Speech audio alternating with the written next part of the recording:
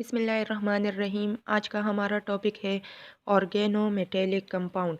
Organometallic compound हमारे पास वो compound होते हैं कि जब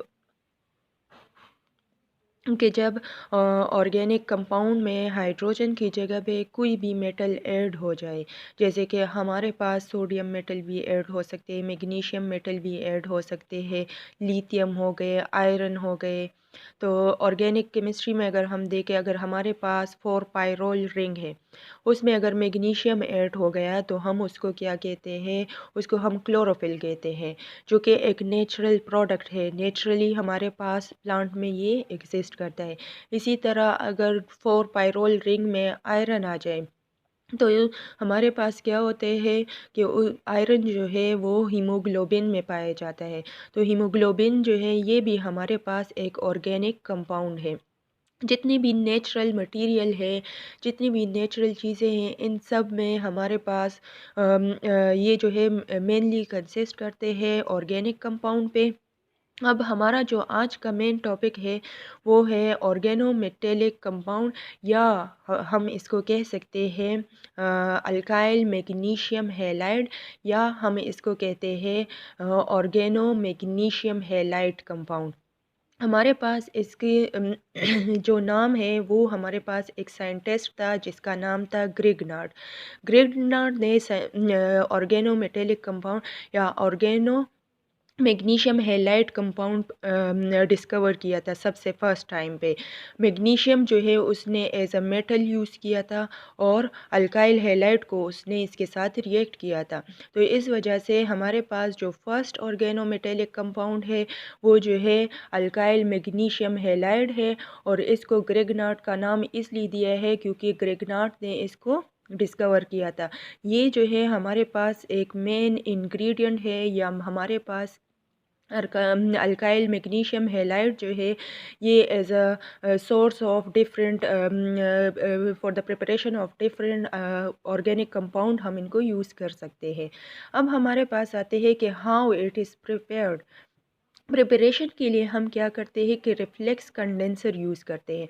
रिफ्लेक्स हमारे पास क्या है, रिफ्लेक्स जो है एक फिनोमेना होता है, और ऑर्गेनिक केमिस्ट्री में या हम जनरल केमिस्ट्री में ले लें कि हम कोई भी केमिकल रिएक्शन कर रहे हो उसमें एक्सोथर्मिक रिएक्शन भी हो रहा है, और हम क्या करते हैं कि जैसे ही केमिकल रिएक्शन स्टार्ट हो जाता है और हमारे पास टेम्परेचर में इंक्रीज़ आ जाता है, because of what, because of exothermic reaction.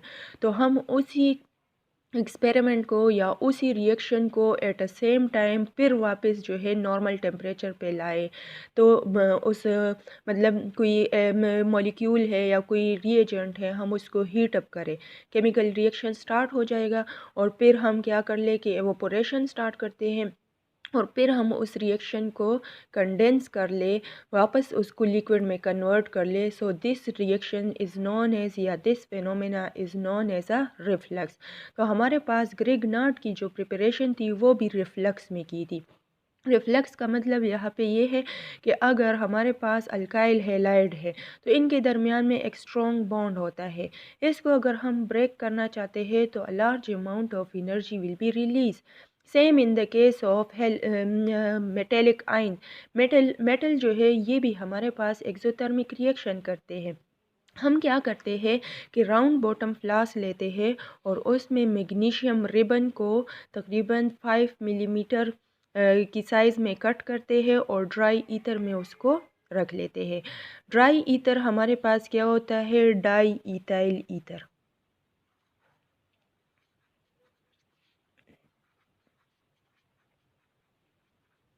Di ethyl ether is known as a dry ether. तो इसमें हम क्या करते हैं कि इसमें मैग्नीशियम रिबन डालते हैं स्मॉल स्मॉल पीसेस में। ऊपर से हम अल्काइल हैलाइड को जो है ड्राई ईथर में पोर करते हैं इस कंडेंसर में। हमारे पास क्या होगा, जब ड्रॉप वाइज वो रिएक्शन या वो सोल्यूशन आएगा, यहाँ पे केमिकल रिएक्शन स्टार्ट हो जाएगा।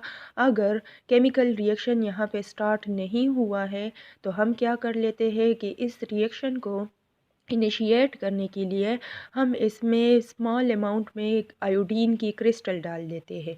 जो ग्रिग्नार्ड ने यूज़ किया था, सबसे पहले ग्रिग्नार्ड ने अल्काइल आयोडाइड यूज़ किया था for the preparation of alkyl magnesium halide.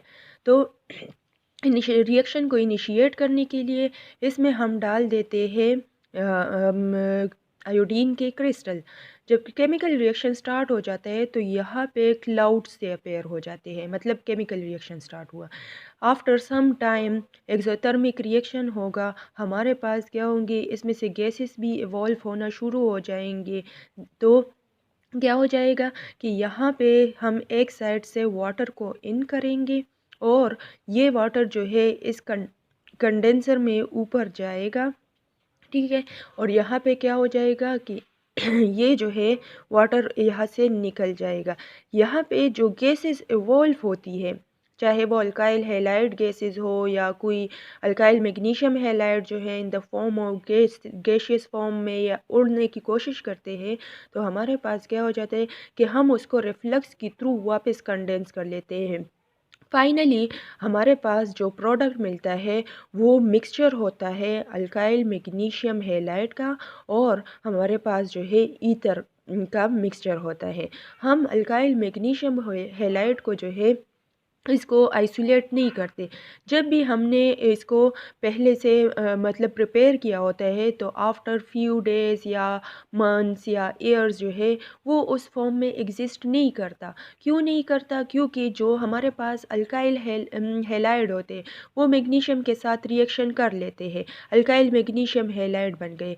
लेकिन ये जो है हमारे पास हाईली रिएक्टिव स्पीशी होता है।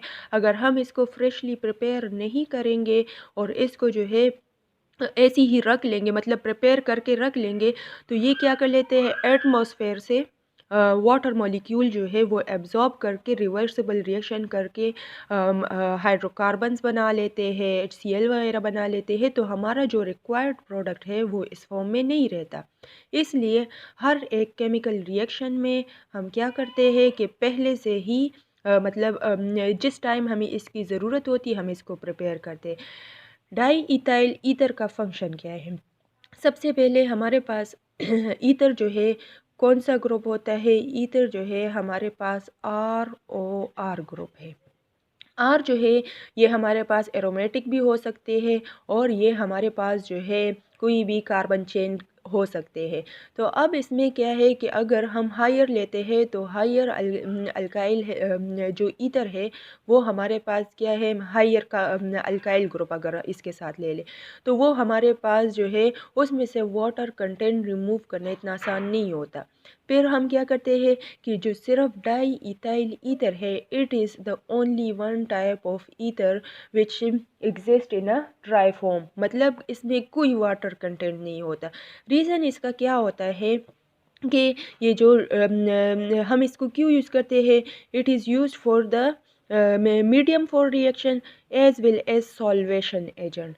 हमने अभी कहा कि हमारे पास जो ग्रिग्नार्ड रिएजेंट है, ग्रिग्नार्ड रिएजेंट जो है हाईली रिएक्टिव है, तो इसको हम सेपरेट नहीं यूज़ कर सकते, मतलब इसको हम निकाल के यूज़ नहीं कर सकते। तो क्या होगा कि ये जो ईथर है वो इसके साथ सॉल्वेटेड फॉर्म में आ जाता है। इसको एज तौर मतलब इसको स्टेबलाइज रखने की कोशिश करते हैं। ये मैग्नीशियम के साथ कोऑर्डिनेट कोवेलेंट बॉन्ड में एग्जिस्ट करता है और इसको सिर्फ स्टेबल करता है। इसलिए ईथर का हमारे पास ये फ़ायदा है। प्रिपरेशन की अगर बात कर ले तो प्रिपरेशन जो है इसकी कैसे केमिकल रिएक्शन अगर हम देखें तो हमारे पास क्या है, मैग्नीशियम जो है अल्काइल है हैलाइड के साथ in the presence of dry ether reflux करते हैं हम इसको, तो हमारे पास अल्काइल मैग्नीशियम हैलाइड प्रोड्यूस होगा जिसको हम ग्रिग्नार्ड रिएजेंट कहते हैं। For the first time Grignard ने ये डिस्कवर किया था। मैकेनिज़्म हमारे पास क्या है इसका, इसका मैकेनिज़्म हमारे पास फ्री रेडिकल मैकेनिज़्म है। मैग्नीशियम जो है उसके पास, मैग्नीशियम हमारे पास क्या है, अल्कलाइन अर्थ मेटल है।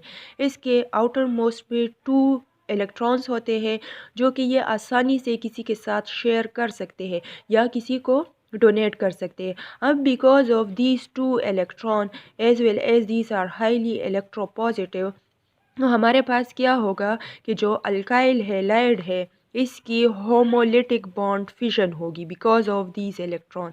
तो हमारे पास क्या प्रोड्यूस होगा, ये जो एक एक इलेक्ट्रॉन है जो अल्काइल ने और हेलोजन ने एक दूसरे के साथ शेयर किए थे वो अपने इलेक्ट्रॉन लेके चले जाते। यहाँ पे जो मैग्नीशियम है उसका एक इलेक्ट्रॉन इस हैलाइड के साथ बॉन्ड बना लेता है। तो हमारे पास मैग्नीशियम हैलाइड फ्री रेडिकल और अल्काइल फ्री रेडिकल प्रोड्यूस हो जाता है। टर्मिनेशन स्टेप इसका क्या होता है,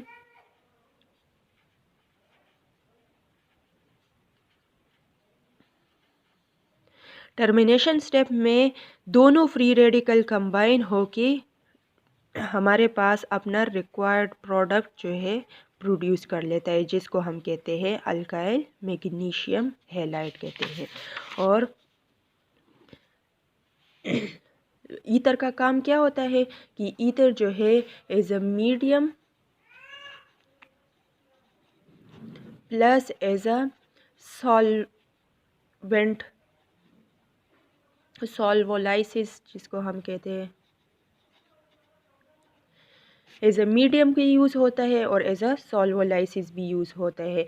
सेकंड वन, हम इसको ड्राई ईथर को इसलिए भी यूज़ करते हैं कि यहाँ पे जो केमिकल रिएक्शन हो रहा है इट इज़ हाईली एक्सोथर्मिक, और ईथर जो है अगर हम इस रिएक्शन को परफॉर्म भी करेंगे तो कम्प्लीटली ड्राई कंडीशन में परफॉर्म करेंगे, क्योंकि हमारे पास क्या है, ईथर जो है हाईली इन्फ्लेमेबल है, एकदम से ये फायर को कैच कर सकते हैं। अगर थोड़ी सी हीट प्रोड्यूस हो जाए तो इसकी वजह से क्या हो जाता है, हमारे पास एकदम से एक्सप्लोजन काज हो सकता है।